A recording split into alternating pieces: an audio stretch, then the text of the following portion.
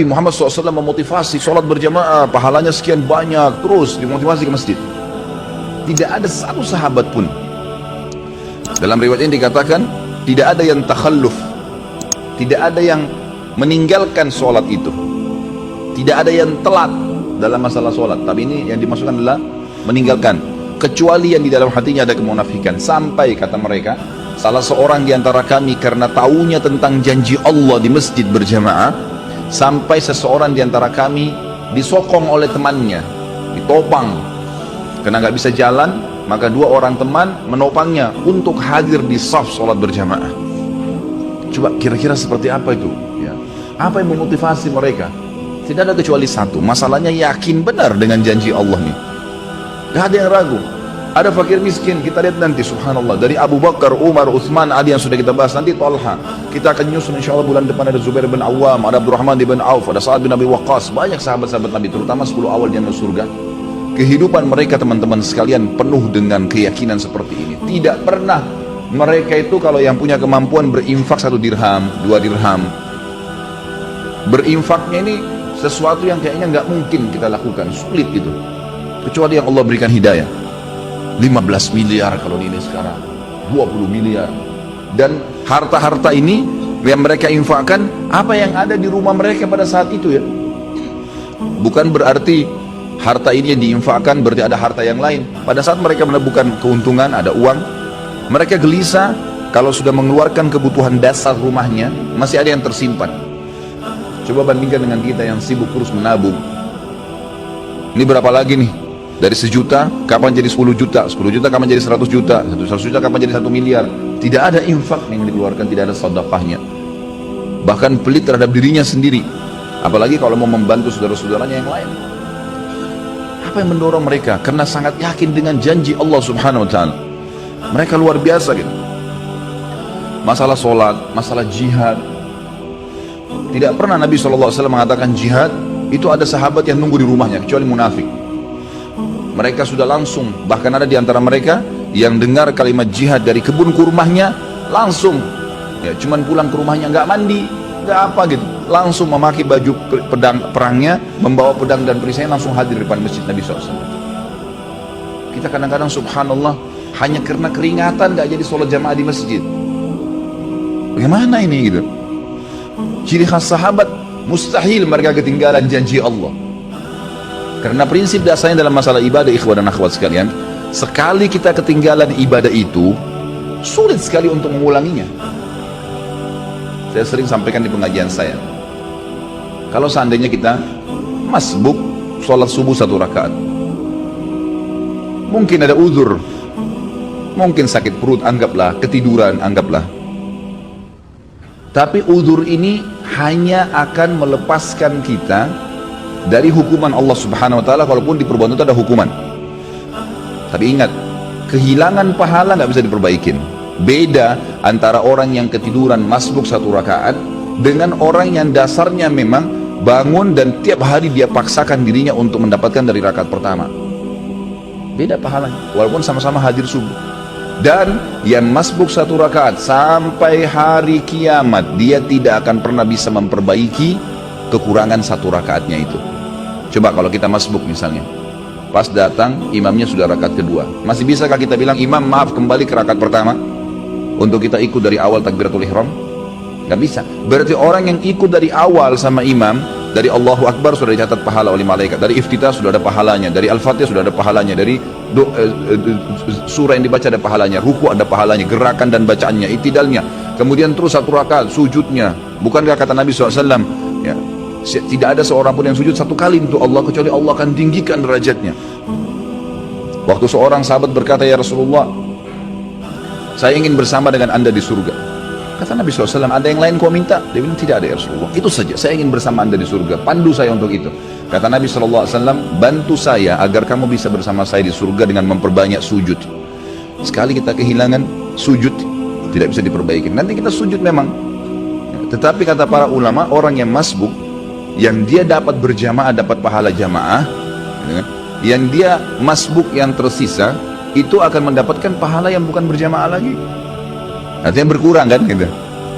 Dosakah dia? Tidak dosa, nggak ada hukuman depan Allah SWT karena dia ada uzur ya. Tetapi perlu jeli teman-teman sekalian memahami bahwasanya tidak bisa terulang peluang ibadah itu. Saya pernah menemukan seorang ibu dengan anaknya miskin, luar biasa pakainya, saya lihat gitu. Saya habis ta'lim di kampung Melayu. Kemudian saya keluar, dia beri isyarat, minta uang gitu. Saya memang sudah niat mau membantu. Saya bilang sebentar bu ya, karena saya lihat ibu itu duduk di bawah pohon gitu. Saya memang sudah niat mau memberikan apa yang saya dapatkan dari ceramah diberikan oleh majelis taklimnya. Kemudian saya sholat dulu bu, buru-buru karena saya takut iqamah, waktu itu sudah azan. Saya pun pergi ke sana, kemudian saya sholat berjamaah. Saya lupa nih kalau ada yang minta tadi. Habis sholat duhur, saya selesaikan juga sholat nafilahnya di situ ba'diyah duhur. Baru saya pulang, baru saya kembali. Mobil saya parkir kebetulan di dekat majelis taklim dan dekat pohon yang ada ibu minta-minta tadi. Subhanallah, tuh saya kembali, tiba-tiba saya lihat pohon tersebut, saya teringat, wah tadi ibu yang minta nih. Mana dia? Saya cari nggak ada. Cari keliling nggak ada, sampai saya naik mobil saya 3 kali. Ikhwah, sekarang pun terbalik di situ. Nyari ibu itu mana? Sudah nggak ada, sudah pergi. Pada saat itu subhanallah, Allah masukkan dalam hati saya penyesalan yang luar biasa. Khalid, berapa menit tadi itu? Berapa detik kamu korek kantong kamu untuk kasih ke fakir miskin ini? Sekarang dia sudah pergi, kamu mau dapat pahala dari mana dari orang ini lagi? 3 kali saya putar nggak ketemu sama orang itu. Semenjak itu ikhwah sekalian saya tidak pernah tunda. Kapan ada kesempatan tidak boleh ditunda. Karena ini tidak bisa terulang lagi gitu kan. Nabi kita Muhammad SAW dalam hadis Bukhari selesai sholat asar tiba-tiba berdiri dengan sangat cepat lalu melewatin para sahabat ke rumah beliau. Sahabat semua heran.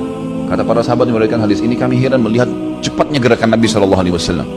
Gak lama kemudian sahabat masih berzikir, Nabi SAW kembali lagi dengan tenang lalu duduk kembali menyambung zikirnya. Para sahabat bertanya, ya Rasulullah, mudah-mudahan ada kebaikan, kenapa tadi anda melakukan gerakan begitu cepat? Apa kata Nabi SAW? Perhatikan. Kata Nabi SAW, tadi sebelum sholat asar saya sudah mengumpulkan sesuatu yang ingin saya keluarkan, yang ingin saya bagikan, saya infakkan, saya sedekahkan.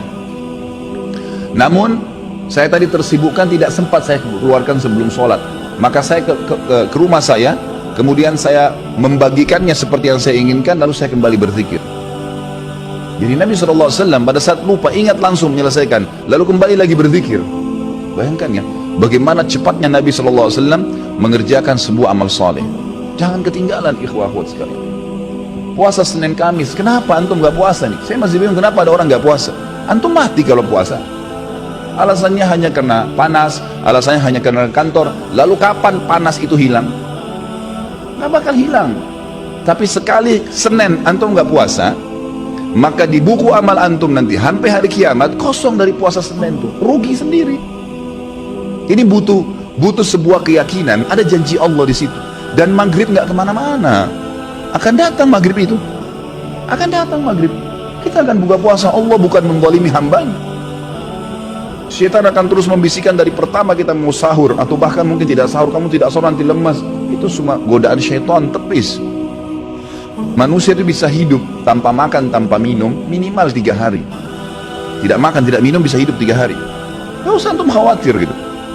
Apalagi maghrib nanti sebentar, nanti sampai 5 detik, sedetik pun sebelum azan, syaitan masih godain supaya batalin puasanya. Dan dia akan kalah pada saat dengar azan, antum minum. Makanya kata Nabi SAW, "Lis-sha'imi farhatan." Orang yang puasa punya 2 kemenangan dan kegembiraan. Farhatun inda fitri, gembira yang dia dapatkan pada saat buka puasa.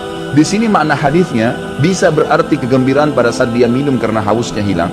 Bisa kegembiraan karena dia berhasil mengalahkan syaitan. Dia akan dapat pahalanya.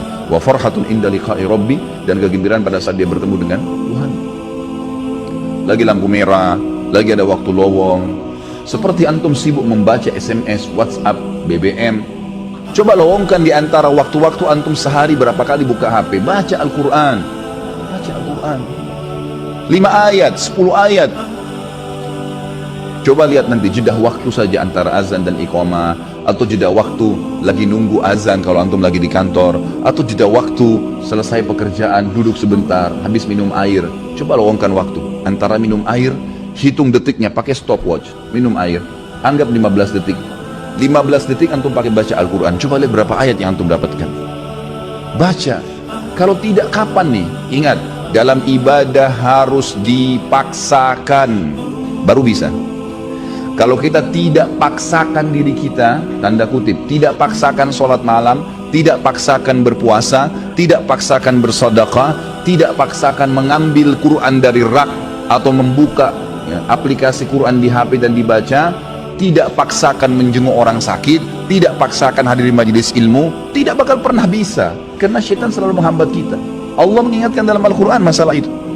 A'udzubillahi minasyaitonirrajim, walladzina jahadu fina lanahdiyannahum subulana.